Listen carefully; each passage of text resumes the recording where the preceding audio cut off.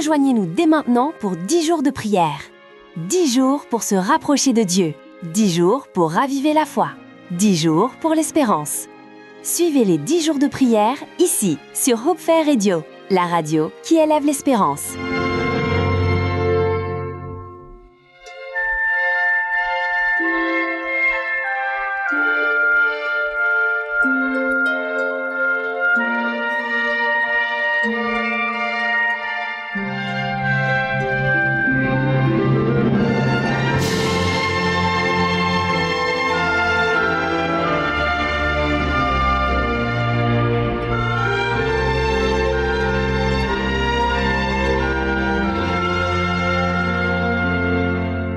Chers auditeurs, bienvenue sur Hope Fair Radio, la radio qui élève l'espérance et qui prépare les cœurs à la rencontre avec Jésus. C'est une joie immense de vous retrouver pour le jour 3 de nos 10 jours de prière. Aujourd'hui, Dieu nous invite à une réflexion essentielle, à lever les yeux et à ouvrir nos cœurs autour de ce thème profond et un peu mystérieux, rencontrer Jésus quand il nous surprend. C'est une idée qui, je pense, interpelle chacun de nous. Avant de plonger dans ce sujet, prenons un moment pour entrer dans le calme et la présence du Seigneur pour nous recentrer. Seigneur Jésus, nous te louons du plus profond de nos êtres, non seulement parce que tu as vaincu la mort et que tu es vivant, mais aussi parce que tu as promis de revenir bientôt. Cette promesse, elle est le fondement de notre espérance, le moteur de notre foi. Merci pour cette espérance vivante que tu déposes dans nos cœurs chaque jour. Nous t'adorons, toi le roi des rois, le Seigneur des seigneurs. Amen. Amen.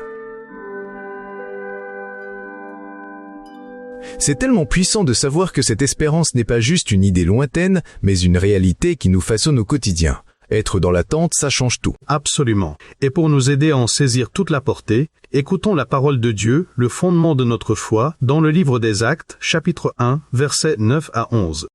Après avoir dit cela, Jésus fut élevé pendant qu'ils le regardaient, et une nuée le déroba à leurs yeux. Et comme ils avaient les regards fixés vers le ciel pendant qu'ils s'en allaient, voici 2 hommes vêtus de blanc se tinrent devant eux, et dirent, « Hommes galiléens, pourquoi vous arrêtez-vous à regarder au ciel ? Ce même Jésus, qui a été enlevé au ciel du milieu de vous, reviendra de la même manière que vous l'avez vu allant au ciel. » C'est une image si forte, si visuelle, n'est-ce pas ? Une image gravée dans le temps. Et c'est sur cette image, sur cette promesse, que nous voulons méditer aujourd'hui. Demandons à Dieu de nous montrer, en toute honnêteté, si nos cœurs sont réellement prêts à rencontrer Jésus lorsqu'il reviendra. C'est une question profonde, qui demande une vraie introspection, juste un moment de calme, de présence. Père céleste, nous venons devant toi avec humilité.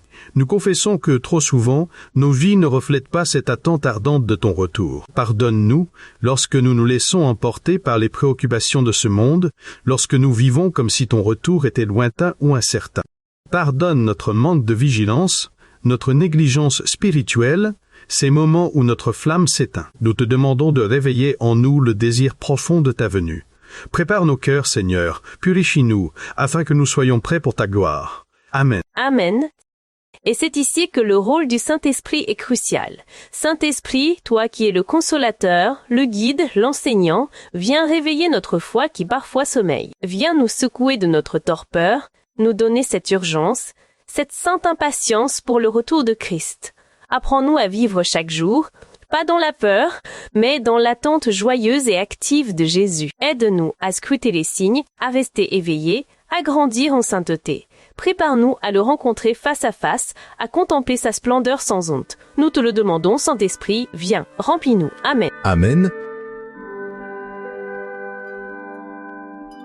Vous savez, quand on lit ce passage d'Actes, on peut presque sentir l'étonnement, la surprise des disciples. Ils étaient là, ils regardaient le ciel, émus, bouleversés. Jésus montait au ciel, une vision tellement puissante, tellement inattendue dans sa finalité. Mais au-delà de cette séparation, la promesse demeurait, claire et retentissante, il reviendra. Ce n'était pas un adieu définitif, mais un au revoir. Et c'est cette certitude qui doit nous animer. Son retour sera certain, visible et glorieux. Ce n'est pas une métaphore, c'est une réalité future. C'est vrai, Elder Henry. Et ce qui me frappe, c'est cette idée de surprise. Ils étaient surpris de le voir monter. et nous serons surpris de le voir revenir. Ce n'est pas parce que nous ne nous y attendons pas du tout, mais parce que le moment précis nous échappe. La Bible nous rappelle sans cesse que Jésus prépare une place pour chacun de nous, une demeure éternelle, mais il nous appelle aussi à être prêts, même lorsqu'il nous surprend. C'est un équilibre délicat entre l'attente paisible et la vigilance active, n'est-ce pas? Absolument. C'est comme être invité à un grand banquet. On sait que la fête aura lieu, on en connaît l'hôte, mais on ne sait pas l'heure exacte où la porte s'ouvrira. Alors, qu'est-ce qu'on fait? On se prépare, on s'habille, on se met en ordre, on s'assure d'être prêt à tout moment. La surprise ne doit pas être un prétexte à la paresse spirituelle, mais un catalyseur pour une vigilance constante. C'est vraiment le cœur de notre message aujourd'hui. Exactement. Et cette préparation, elle n'est pas basée sur la peur, mais sur l'amour et l'espérance. Le fait que Jésus puisse revenir à tout moment nous pousse à évaluer notre vie, nos priorités. Sommes-nous en paix avec lui? Avons-nous des comptes à rendre, des réconciliations à faire? Est-ce que nos vies reflètent l'amour de Christ pour le monde? C'est ça, être surpris, mais être prêt, c'est un mode de vie en fait. Oui, Elder Henry, c'est un mode de vie. Et je pense à toutes ces petites choses du quotidien. Nos conversations, nos choix de divertissement, la manière dont nous gérons nos ressources, tout cela est impacté par l'attente du retour de Jésus. Si nous croyons vraiment qu'il peut nous surprendre à tout instant, alors chaque journée devient une opportunité de vivre pour lui, de semer pour l'éternité. C'est une perspective qui met de l'ordre dans nos priorités, qui rend le futile vraiment futile et l'essentiel essentiel. C'est tellement vrai, et parfois on peut se laisser décourager, se dire que ça fait tellement longtemps qu'on en parle que ça n'arrivera jamais. Mais les Écritures sont claires, le temps de Dieu n'est pas notre temps. Sa promesse est inébranlable.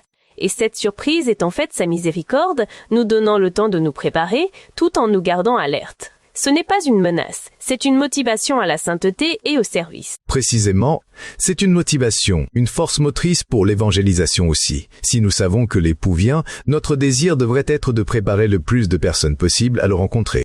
C'est un appel à partager l'évangile avec urgence, avec amour, avec compassion. Non pas pour faire peur, mais pour offrir l'espérance, cette même espérance qui nous anime sur Hope Radio. Et ça nous pousse à l'intégrité, non?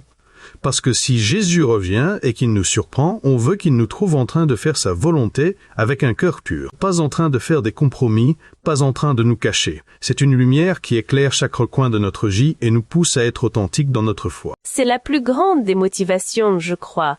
L'amour pour celui qui nous a rachetés et qui revient pour nous chercher. On ne veut pas décevoir quelqu'un qu'on aime profondément. Alors, l'idée de sa venue nous donne envie de vivre une vie qui lui plaît, une vie qui glorifie son nom, afin que la surprise soit une joie pure et non une source de regret. C'est un merveilleux résumé.